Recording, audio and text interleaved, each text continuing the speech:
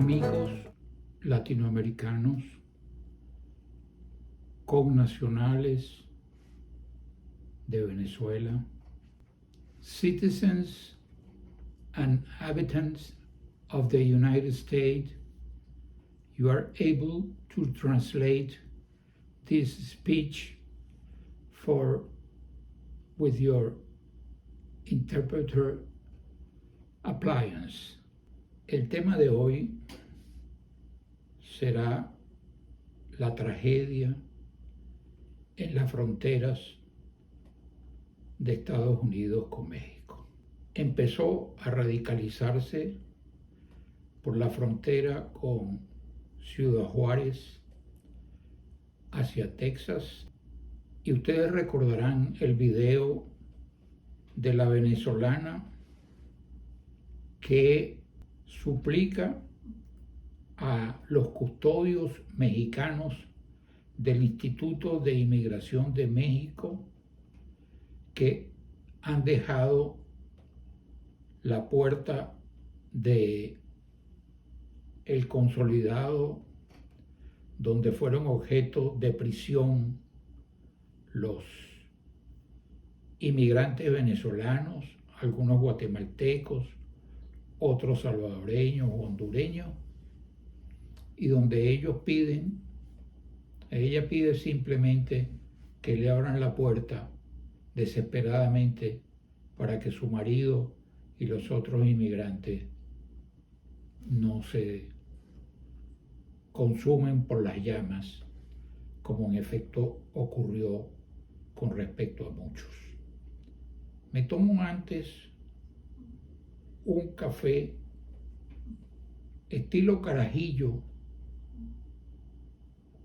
con amargo de angostura,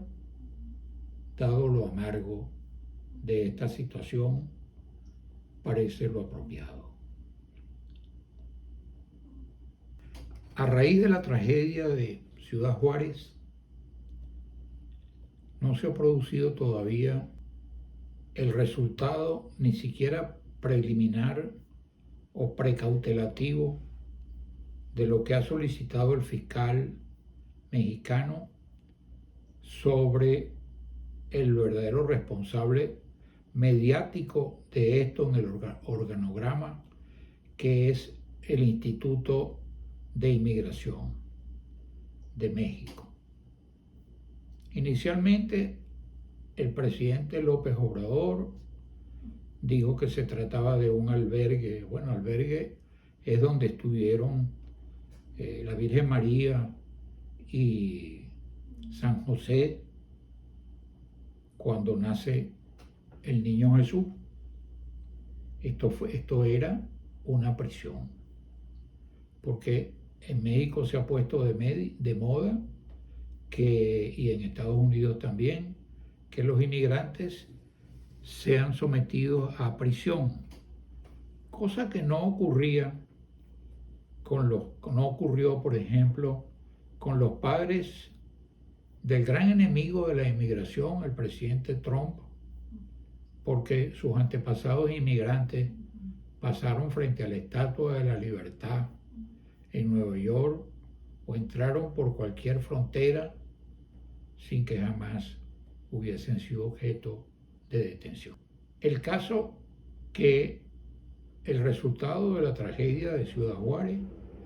produjo, por ejemplo, que la dama que en el video grita para que su marido no se queme, logra al final, gracias a la bondad de algunas autoridades americanas, que traspase la frontera para ser tratado de las quemaduras, y al final ella puede también pasar la frontera y está en trámites ahorita de tramitar su solicitud de asilo, que es un derecho humano reconocido en tratados internacionales y reconocido por el Tribunal de los Derechos Humanos. A esto se une a Ciudad Juárez la tragedia de Bronxville. Un ciudadano de apellido Álvarez profiere insultos e improperios a unos inmigrantes venezolanos que están en una parada de autobús. Álvarez había consumido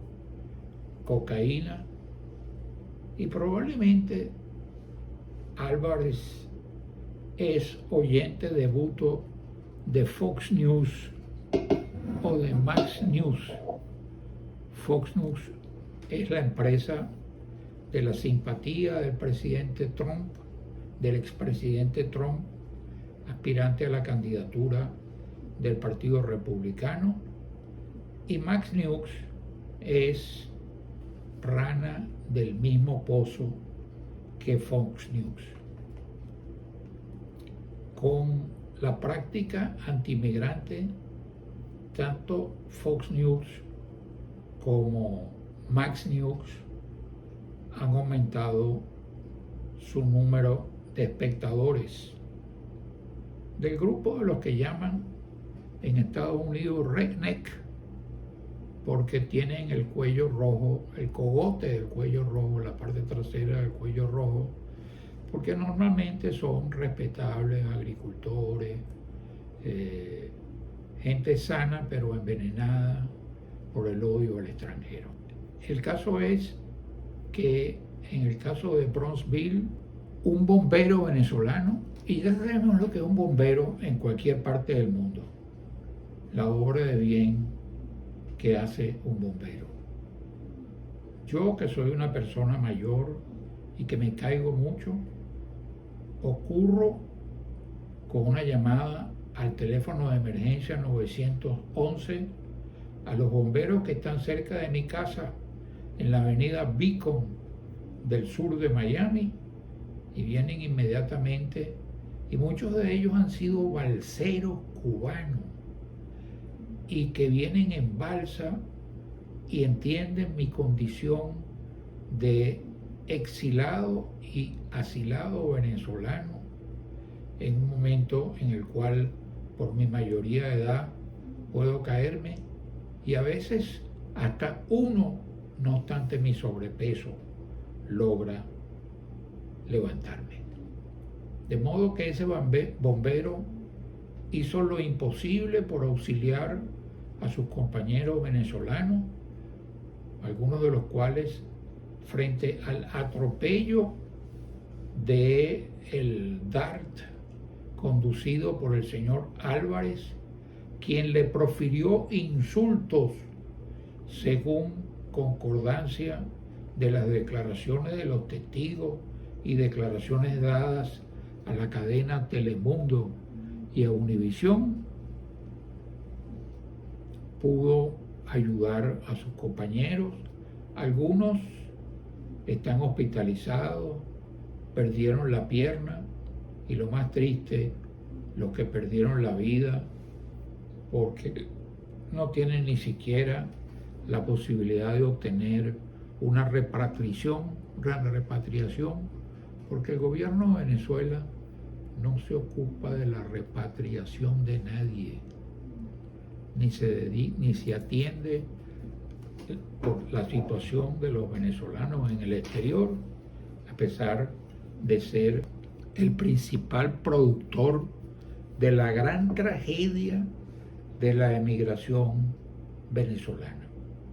Los venezolanos no hemos tenido una guerra como los sirios, sin embargo, habemos 7 millones de venezolanos afuera, muchos que han salido por una necesidad, otros como perseguidos políticos del régimen sometido actualmente al Tribunal de Derechos Humanos de las Naciones Unidas. Esta siembra de veneno prosperó con el atropello de Álvarez, y Álvarez, detenido, está sujeto a juicio porque siempre la prédica del veneno que particularmente hacen esos destacados políticos y esa prensa como Fox News o Max News produce sus efectos. En Nueva York, por ejemplo, se quejan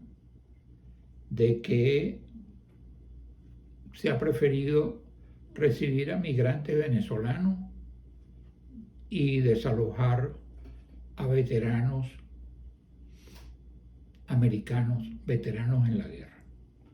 Sería bueno saber de qué guerra son veteranos y, además de eso, por qué su estándar de vida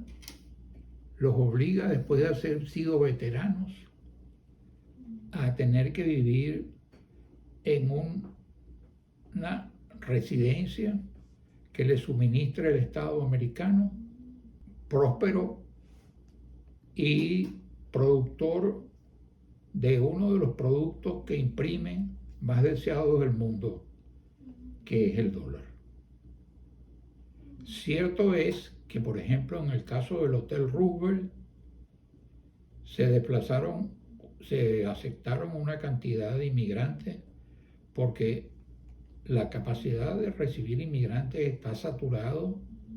pero las autoridades de la zona que contrataron al Hotel Roosevelt de Nueva York tomaron en cuenta, inclusive a veces, que podía haber invitado a ceremonias particulares y no consta que esos invitados a ceremonias particulares hubiesen presentado ninguna denuncia, ni que sean los veteranos que denuncia Max News o Fox News. En todo caso, dado por el Fondo Monetario Internacional, se refiere a que 2 millones de venezolanos, a raíz de el boom petrolero de Venezuela, adquirieron título universitario. Según este informe, ningún país latinoamericano produjo títulos universitarios como Venezuela. Y una de las causas fundamentales es que en Venezuela,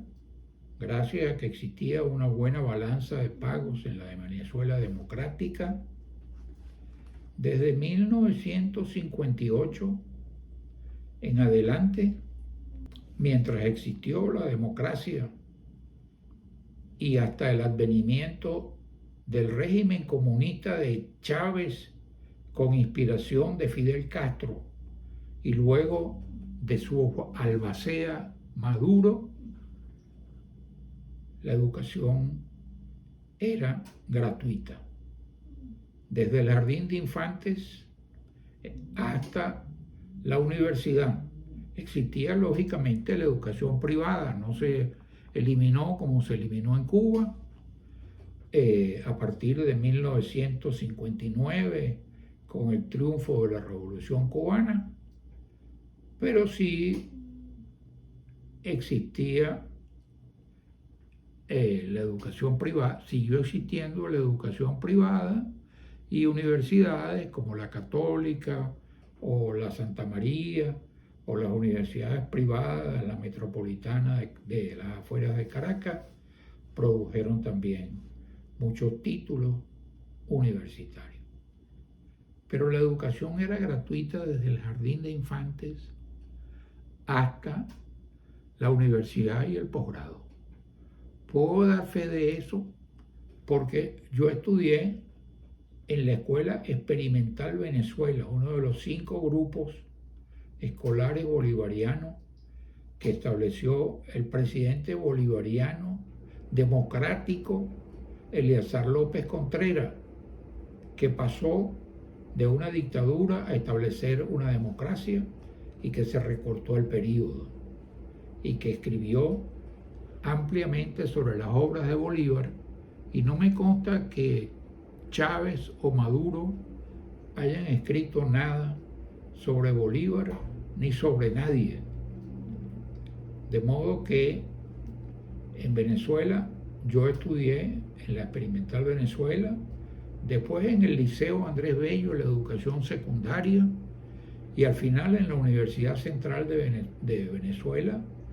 donde me gradué de abogado y donde hice mi posgrado de abogado de Derecho totalmente gratuito, porque la enseñanza en Venezuela era gratuita. Desde luego hubo el boom del petróleo venezolano y eso hizo que se produjeran tantos universitarios que ahora andan en la llamada diáspora venezolana. Hay que ver qué aportan los venezolanos a los Estados Unidos. Existe el informe Bloomberg de PEW, de la investigación de PEW. Este informe de Bloomberg se ajusta a los resultados del reciente censo, donde hay alrededor de 400.000 venezolanos con título universitario y donde la productividad de los venezolanos